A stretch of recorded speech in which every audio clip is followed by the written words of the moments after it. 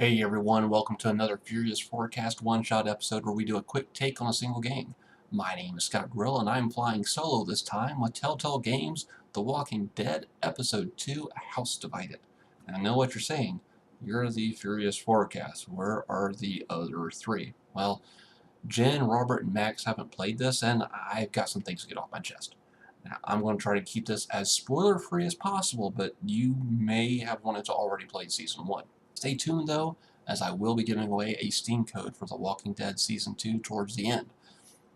Now, when Telltale first announced that Clementine was going to be playable for Season 2, I was honestly concerned. Now, don't get me wrong, I love me some Clementine, and I almost had nothing but praise for the first season. Heck, I even bought my daughter the Clementine hat because I think they look so much alike. I had a real concern about putting players in control of a little 11-year-old girl during a zombie apocalypse. She's small, weak, and mostly dependent on the kindness and compassion of others. The entire first season was about making Lee go to heartbreaking lengths just to protect her. Episode 1, All That Remains, handled the playable Clem situation well, though, by putting Clem in a position where she is on her own throughout, even when she meets up with a new group of survivors. This made for some extremely tense and gut-wrenching scenes. This included a happy encounter with a dog that turned sour, and later on, a really excruciating self-stitch job that just made me go, ugh. It all paid off, though, as Clem showed she was maturing into a tough survivor who had to use her wits and wiles to not only survive, but to gain the trust of this new group. However, it was also clear that she is still not grown up enough to handle everything on her own. That changed noticeably with Episode 2, as Clem has somewhat integrated herself into this new group, which, by the way, also has a disturbing past of its own that will come back to haunt them, as well as another group of survivors they meet up with. Now, the problem with this episode is that Clem is part of this group, and there are things that adults should understandably be taken care of. Doing so, however, would push both Clementine and the player in the background, and this would make the players viewers instead of active participants.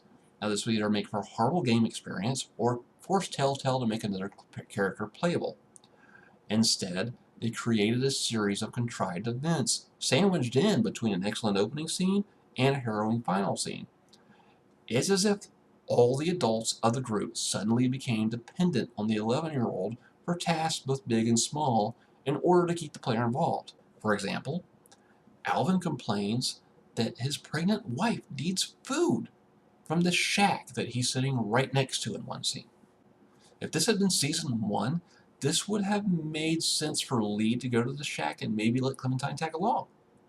Lee's gone, though, and I'm left scratching my head wondering why this grown man would sit on his fat butt and make a little girl go into an unknown shack by herself immediately after a zombie encounter.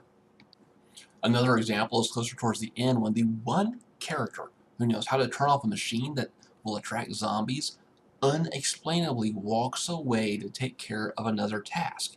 He tells the group of people who don't know how to turn off the machine to turn off the noisy machine. In a forehead-slapping moment, these adults immediately give up on trying to figure out how to turn it off. In order to make sure the player is involved, Clem then steps up to volunteer to figure it out. So that must mean this is a really cool and complex puzzle then, right? Well, only if you consider picking up the keys off your hook at home and starting your car a challenge. The bleak opening scene and chilling final scene, along with strong character development and dialogue, save Episode 2 from the series of contrivances put in place to keep the player involved. However, I can't help but feel that this supporting cast of characters is even less likable than the characters from Season 1. This, in my eyes, puts Clementine in the role of Dark Helmet from Spaceballs. Who is he? He's an asshole, sir. I know that.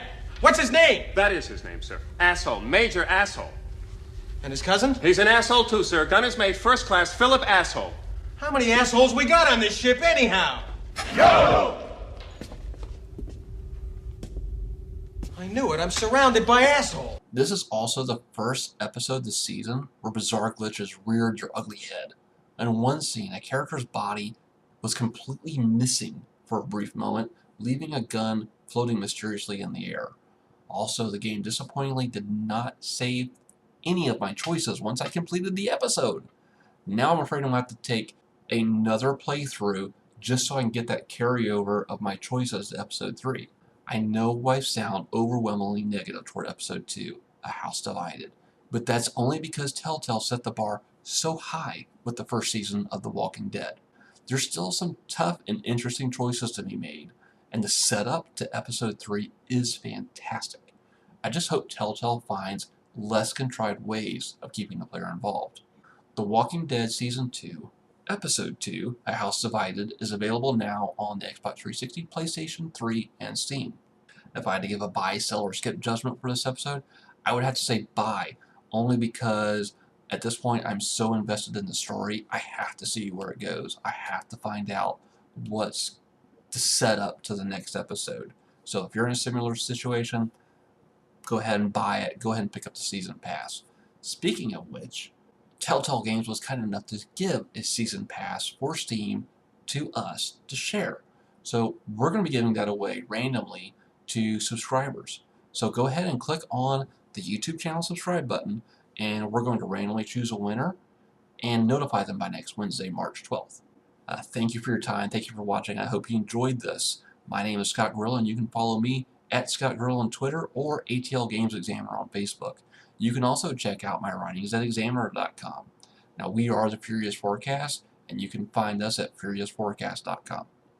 We can also be followed on Twitter at Furious Fourcast, as well as iTunes, RSS for Android, Windows Phone, and of course, YouTube. So thanks for hanging around, everyone, and see you next time. Thanks for watching this Furious Fourcast one-shot episode. If you can't get enough of our pretty faces, then go ahead and click that subscribe button.